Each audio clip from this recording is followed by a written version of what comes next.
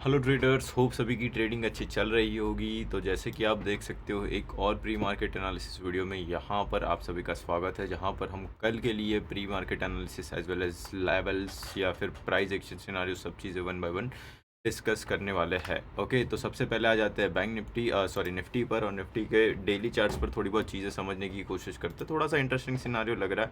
Reason क्या है कि भाई वन साइडेड रैली, बॉटम से अच्छा खासा उठ चुका है। उठने के बाद है ना, एक रेजिस्टेंस एरिया के आसपास अभी ये आने वाला है, दैट इज़ योर 23,800 वाला एरिया, जहाँ से वन साइडेड नीचे की साइड में रैली आई थी।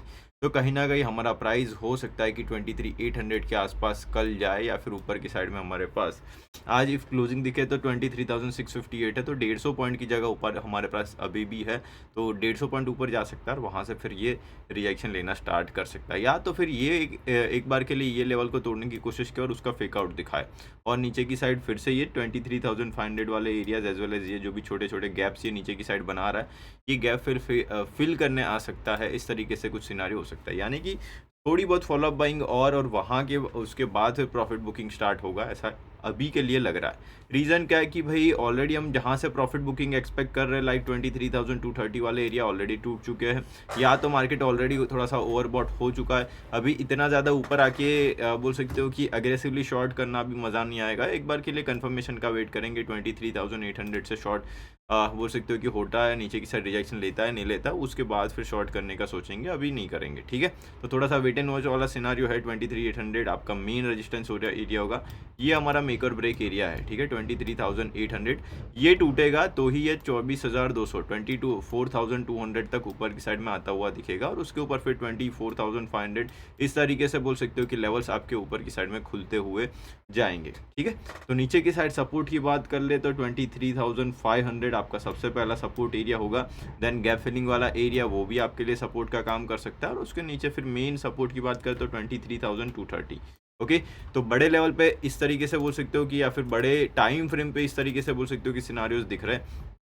बट आपको एक चीज़ ध्यान से देखनी पड़ेगी, मार्केट इतना ज़्यादा बोल सकते हो कि रैली किया, उसके बाद मार्केट का सिनारियो क्या हो जाता है उसकी बात अभी करते हैं। ठीक है, जैसे कि आप यहाँ पर देखे थे कि भाई प्राइस ने अच्छा खासा ये टॉप से नीचे की साइड में जब भी रैली किया, ये कुछ 6-7 दिन रैली चला था, और वो 6-7 दिन के बाद प्राइस अच्छा खासा 9 से 10 दिन, या फिर बोल सकते हो कि सिर्फ इतने दिन भी गए तो 5 से 6 दिन ये साइडवेज रहा था। ये 2 दिन भी गिन ले तो भी 3 दिन, ये तो 10 से 15 दिन का हमें कंसोलिडेशन देखने को मिला, और उसके बाद फिर मार्केट फिर से रैली किया, फिर से आपको कंसोलिडेशन, और यहाँ पर एक फिर से कंसोलिडेशन हमें देखने को मिला जो 12 से 15, यानी कि एवरेज 10 से 15 दिन का कंसोलिडेशन हमें देखने को मिल रहा है when ever market doing any rallies, right. तो रैली होने के बाद, यानी कि ये रैली हो गई है, अभी इसके बाद हो सकता है कि मार्केट आपको एक कंसोलिडेशन दिखाए, जो हो सकता है 23,800 से 23,500 या फिर 400 तक के लेवल्स तक हो सकता है।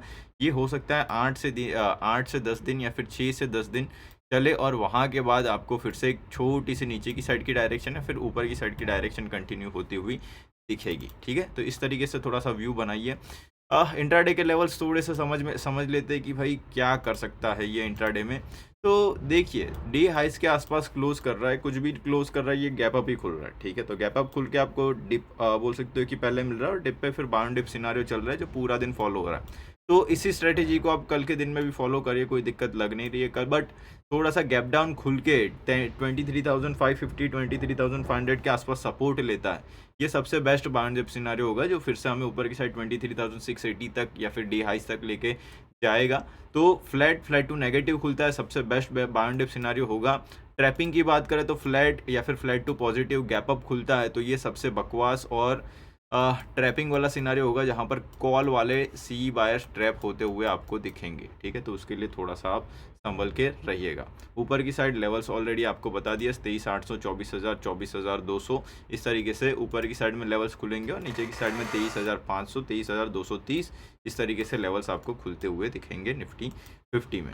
बैंक निफ्टी की बात करें तो ये तो प्रॉपर डे हाई पे क्लोज किया है। डेली टाइम फ्रेम पे हम देखें तो ये एग्जैक्ट जो एक इम्पॉर्टेंट रेजिस्टेंस है 51,800 का, जहां पर ये बार बार बोल सकते हो कि कंसोलिडेशन बना के ब्रेकआउट की कोशिश की, बट रिजेक्शन बना के नीचे आ गया था, वहां पर जाके ये अभी क्लोज करा है।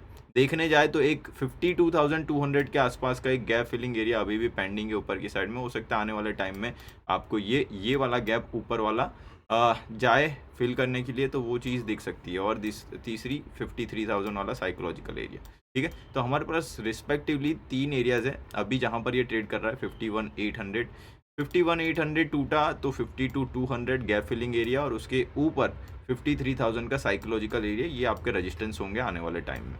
ये बहुत ज़्यादा स्ट्रेच हो चुका है इसका, जो भी बोल सकते हो कि एक अच्छा खासा डब्ल्यू फॉर्मेशन, या फिर बोल सकते हो कि डबल बॉटम पैटर्न कंप्लीट हो चुका है। कंप्लीट होने के बाद हो सकता है कि अभी यहाँ से थोड़ा सा प्रॉफिट बुकिंग स्टार्ट हो। आप बोलोगे यार आप कितने टाइम से प्रॉफिट बुकिंग कर रहे हो, बट आ नहीं रही है। तो मार्केट वही चीज़ है, ऊपर ओवरबॉट सिनारियो में चला गया है। यहाँ पर है ना थोड़ा सा अनएक्सपेक्टेड सिनारियो ही बोल सकते हो कि मार्केट से अभी देखने को मिल रहा है। आप जितने भी ट्रेडर्स किसी का भी प्री मार्केट जाके देखो, ये ओवरऑल व्यू की जब भी बात आएगी वो लोग ऐसा ही बोलेंगे, मार्केट थोड़ा सा ज़्यादा स्ट्रेच हो चुका है, ओवरबॉट हो चुका है। कहीं ना कहीं ओवरबॉट या फिर एक प्रॉफिट बुकिंग उसके बाद आनी बहुत ज़्यादा ज़रूरी है। उसके बाद ही मज़ा आएगा ये जो भी बाय एंड डिप या फिर high rise high low up trend follow करने का। नहीं तो क्या है ना, जितना तेज़ी से ऊपर जाएगा उतनी ही तेज़ी से ये नीचे आएगा, जो बोलते हैं ना, उस तरीके से हो सकता है। इस वजह से प्रॉफिट बुकिंग आया। प्रॉफिट बुकिंग कहाँ तक आनी चाहिए, नीचे की साइड में 50,500 50,400 तक आनी चाहिए, और वहाँ पर एक सपोर्ट बना के फिर ऊपर जाना चाहिए। तो वो सबसे बेस्ट सिनारियो रहेगा। क्यों? बिकॉज ये जो भी डबल बॉटम की नेकलाइन थी 50,500 के आसपास की, ये अभी टूट चुकी है। अभी ये 50,000 जो 500 रेजिस्टेंस था वो अभी सपोर्ट का काम करेगा। ओके, तो ये हमारा मेजर सपोर्ट हो जाएगा नीचे की साइड में। तो 51,000 एज वेल एज 50,500, ये दो नीचे की साइड में आपके सपोर्ट एरियाज रहेंगे। ऊपर की साइड में लेवल्स मैंने ऑलरेडी बता दिए, ठीक है।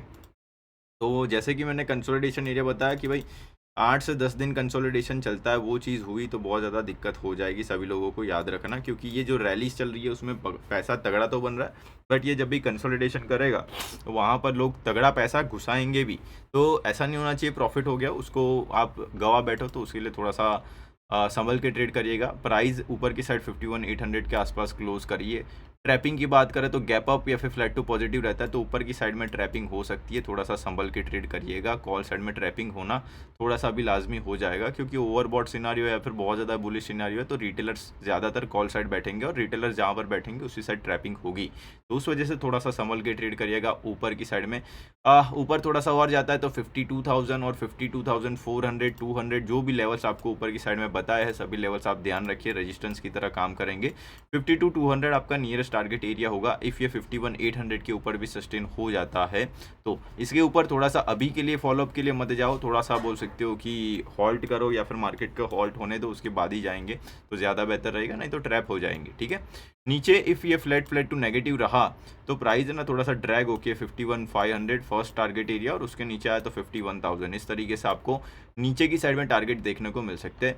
मुझे लग रहा है तब तक 51,800 से नीचे की साइड में 50,500 ये वाला जो भी एरिया है, गैप फिलिंग वाला एरिया है, इसमें एक कंसोलिडेशन क्रिएट होना चाहिए तो ज़्यादा बेहतर है। और उसके बाद उसका ऊपर ब्रेकआउट आ जाए तो सबसे बेस्ट सिनारियो हो जाएगा। ये कंसोलिडेशन हो सकता है 6 से 10 दिन के बीच का हो, तो उसके लिए आपको प्रिपेयर रहना है। अभी मार्केट थोड़ा सा हॉल्ट वाली पोजीशन में आने वाला है, थोड़े टाइम में आपको वो दिख भी जाएगा, ठीक है। तो ऊपर जाए तो क्या करना है, नीचे आए तो टारगेट्स हमने ऑलरेडी बता दिए हैं। गैप फिलिंग तक मैक्सिमम टारगेट आप नीचे की साइड में भी रखो, इससे ज़्यादा आप मत जाओ। क्यों? बिकॉज ऑलरेडी मार्केट ट्रेंड में है, तो ऊपर की साइड बोल सकते ये जो नीचे भी आ रहा है ना सेल ऑफ, तो उसे बस प्रॉफिट बुकिंग की तरह ही देखना है, ठीक है। तो सब चीज़ें होप समझ में आ गई। तो यही सब लेवल्स और प्राइस एक्शन सिनेरियोस को बढ़िया से यूज़ करो और अपनी ट्रेडिंग को इम्प्रूव करते रहिए और अच्छे से ट्रेडिंग करते रहिए, ठीक है। तो चलिए, वीडियो अच्छा लगा तो लाइक से सब्सक्राइब ज़रूर कर देना। बाकी मिलते हैं नेक्स्ट सेशन में, तब तक के लिए बाय गाइस, टेक केयर।